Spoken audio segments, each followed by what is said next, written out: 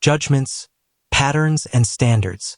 Written by Carlos Pacheco, www.diaryofthoughts.com. Man created patterns and standards. Those two elements originate judgments. Judgments can be practiced at multiple levels, from legal to private to professional, according to those same patterns and standards. Law itself is nothing but a pack of standardized legal behaviors or actions that create the notion and structure about legal systems. The application of those legal systems originates judgments. Judgments aren't necessarily correct. Legal systems can commit errors of judgment. At a professional level, people can also commit errors of evaluation due to a bad judgment. Legal judgments are made according to citizens in power, mostly to defend their interests than to represent justice. Justice is another word, and it has another meaning. Due to the appliance of the law, controversial results are coming from legal judgments that lead to injustice. It's easy to prosecute poor people to the point of taking their furniture and trying to take their dignity because they lost their jobs, couldn't sustain their families any longer and pay their fundamental needs. It's difficult to convict rich and powerful people who use legal systems, even subsidies, the approval of certain laws to manipulate society in general. Judgments are relative as we continuously assist to financial scandals that involve corruption from the head states in power. Society also makes judgments about all these situations and mostly about the controversial appliance of law. Society is constantly analyzing the judgments of legal systems. In fact, those legal systems should be nothing but the expression of the common and usual judgments existing within that same society. Laws and judgments are made by people, by society.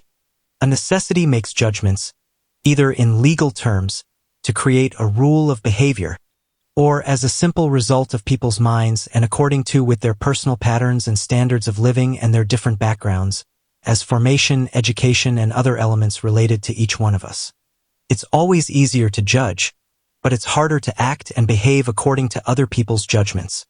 That's why life in society is very tough to handle, starting with the fact that people have an extreme difficulty to relate, but an incredibly easy way to judge. We are constantly paying for our mistakes, our actions, and our attitudes, even for the thoughts that are common to all of us. We are not perfect. The price to pay is due to the consequences or final result of all those elements that make part of us. As perfection doesn't exist, there will always be people who try to reach this pattern without being able to find it. Maybe it's God's way to motivate people to evolve.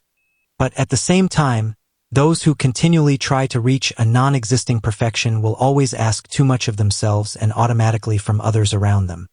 Constant judgments are made by people who are in pursuit of something that doesn't exist. Perfection would be in direct conflict with evolution, as this last one is an eternal consequence of creation herself. Reaching perfection would be like becoming God. Also in our daily life, we deal with constant judgments coming from family, friends, colleagues, bosses, and so on. Judgments involve decisions, and these last ones imply consequences that can be positive or negative according to those judgments. The appliance of judgments is also due to the tendency of wishing that other people around us would be made in our image, but not even God or the creation did that, as we are too far away from being made according to God's image. If we were, then it would mean that not even God and creation herself would be perfect.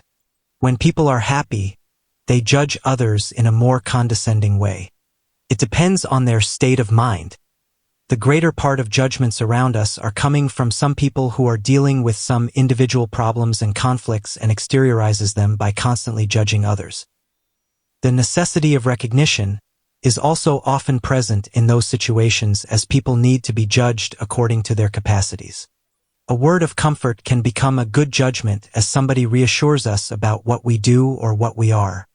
A recriminating look can be a demonstration of a bad judgment, without a single word being pronounced.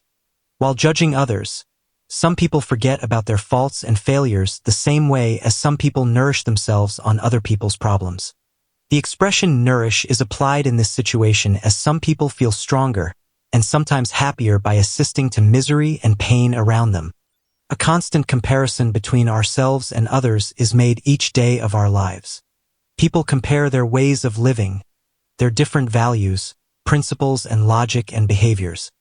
Finally, it means that we are all learning from each other, but some people just don't want to recognize that fact because they want to look superior in the eyes of others and mostly for their own eyes. It's called complexes. Instead of sharing their individual points of view and evolving along with other people's knowledge, some people just shut all doors and finally leave in complete loneliness without knowing it. Bad judgments interferes in society as our dignity and sensitivity is affected by those opinions. People change their behaviors for good or bad while acting under judgments. Bad judgments are also generated by the lack of acceptance towards other people's cycles of life, or biorhythms, as each has its own. Some people judge others for waking up at 11 a.m., forgetting that they're taking a nap after lunch. Also concerning health problems, people are the target of bad judgments as their health problems are always more important than our own. Bad judgments are made about our professions as they think their work is more important than ours. Actually, we do nothing or almost nothing, compared to the extreme effort that they put in their work. Social conflicts are generated by this ignorance, this kind of narcissistic judgment, that at the same time manifests their insecurity and frustration. Patterns and standards of life originate conflicts and judgments depending on the importance or attribution of meanings to things and attitudes. A different formation and culture is related to different patterns and standards of living, their habits.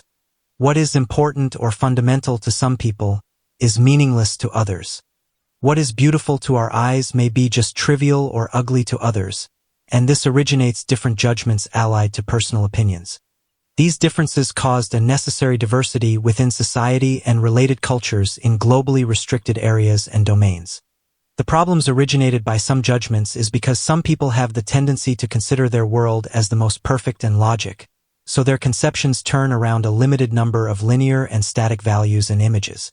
That narcissistic element can become an obstacle to evolution in society, mostly in relational terms, forgetting that understanding is the best logical and rational platform to evolve. Judgment is a word that is used in several contexts of our lives. In religious terms, we use to say that there will be a judgment day. In social life, we use to say, never judge a book by its cover.